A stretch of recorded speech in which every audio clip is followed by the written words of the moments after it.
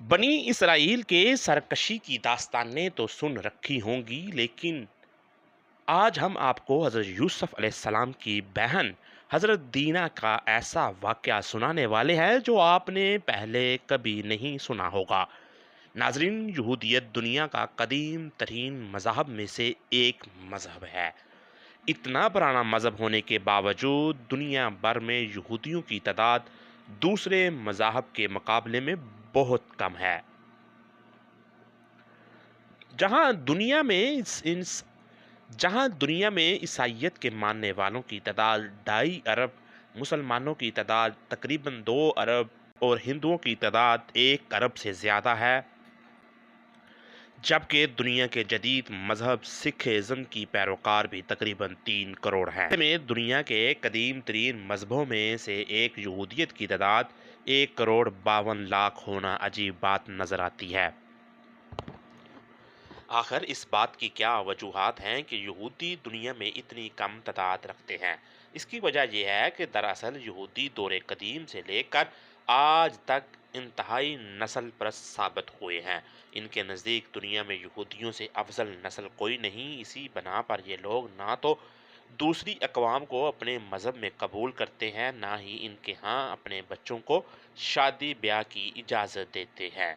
इनके मुताबिक असल यहूदी वही है जिसके माँ और बाप दोनों हज़रत याकूब के 12 बेटों की औलाद में से हों। इनके अलावा ना तो कोई बाहर का शख्स यहूदियत कबूल कर सकता है और ना ही कोई यहूदी लड़की या लड़का गैर अकवाम में शहादी ब्याह कर सकता है। अगर कोई यहूदी ऐसा करता है तो वो खालिस यहूदियत से खारिज हो जाता है। यहूदियों की खुद पसंदी और नस्ल परस्ती कोई नई चीज़ नहीं। ये जज्बा इनमें से इस दौर से पाया जाता है जब इस कौम की इब्तदा हुई थी। इस ज़मन में आपके सामने जो किस्सा बयान करने जा रहा हूँ वो दरअसल अहले किताब का है, यानी बाइबल और तलमूद दोनों में मौजूद है।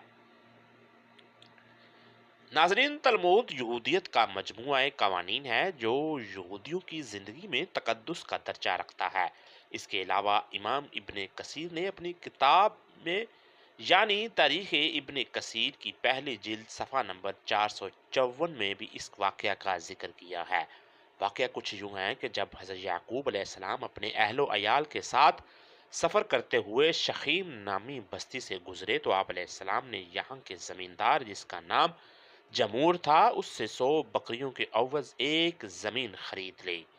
यहाँ याकूब अलैहिस्सलाम ने अपना घर बनाया और 15 महीनों तक अमन व ईमान में रहे। ये वो दौर था जब हज़रत यूसुफ अलैहिस्सलाम बहुत ही कम सन थे और अपने दीगर भाइयों और एक बहन दीना के हमरा इस जगह रहते थे। कुछ अरसा बाद इस बस्ती यानी शखय्यम के बशिंदों ने एक बड़ी ज़ियाफ़त का एहतमाम किया।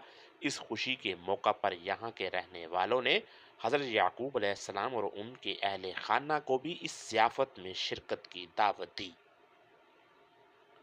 नाज़रीन, इस दावत के मौका पर इस बस्ती के शहज़ादे शकम बिन जमूर और उसके घर वालों को हज़रत याकूब अलैहिस्सलाम की बेटी दीना की सीधी सादी शख्सियत बहुत पसंद आई। इस दावत के बाद बस्ती का हुक्मरान जमूर हज़रत याकूब अलैहिस्सलाम के पास हाजिर हुआ। उसने हज़रत याकूब अलैहिस्सलाम से इल्तजा की कि आप अपनी बेटी की शादी मेरे बेटे से कर दें। हमारे इस वसी मुल्क में सुकून से रहें और इसमें तिजारत करें। इसके अलावा उन्होंने ये भी कहा कि आप जितना माल तलब करेंगे हम खुशी से देंगे। हज़रत याकूब अलैहिस्सलाम के 2 बेटे शामून और लावी इस पर बहुत गुस्सा हुए कि इस गैर कौम की हिम्मत कैसे हुई कि ये हमारी आला नस्ल की औरत से शादी के बारे में सोचें। उन्होंने नहायत ही चालाकी से इस बस्ती के फरमारवा जमूर से अपने दादा हज़रत इसहाक अलैहिस्सलाम से मशवरा करने और सोचने के लिए कुछ मोहलत तलब की। जब इस बस्ती का हुक्मरान जमूर शहजादा शकम दोबारा इनका फैसला सुनने के लिए आए तो लावी और शमून ने इनके सामने एक शर्त रखी कि हमारे लिए अपनी बहन की शादी एक ऐसे आदमी के साथ करना एक शर्मनाक बात होगी जिसके खतना ना हुआ हो। इस शादी के लिए शर्त भी यही है कि आप और आपका तमाम कबीला खतना करवाएं। ये बहुत बड़ी शर्त थी, लेकिन शकीम नामी इस बस्ती के तमाम अफराद अपने शहजादे और बादशाह की खुशी की खातर ये सब कुछ करने के लिए तैयार थे। ناظرین، دراصل ختنہ کروانا دراصل بنی اسرائیل کی طرف سے کوئی شرط نہ تھی، بلکہ یہ ایک چال تھی کہ جب یہ تمام شہر ختنہ کروا چکا ہو تو اس سے اگلے ہی دن وہ لوگ اپنے ارادوں کو پورا کرنے نکلے اور ایک ناگہانی آفت کی طرح اس بستی پر ٹوٹ پڑے۔ اس بستی کے تمام مرد کسی درد میں مبتلا ہو جائیں، چنانچہ حضرت یعقوب کے بیٹوں کو زیادہ مزاحمت کا سامنا نہ کرنا پڑا۔ انہوں نے بستی کے حاکم اور شہزادے سمیت تمام بستی کے مردوں کو قتل کر کے ان کا مال و ثباب لوٹ لیا۔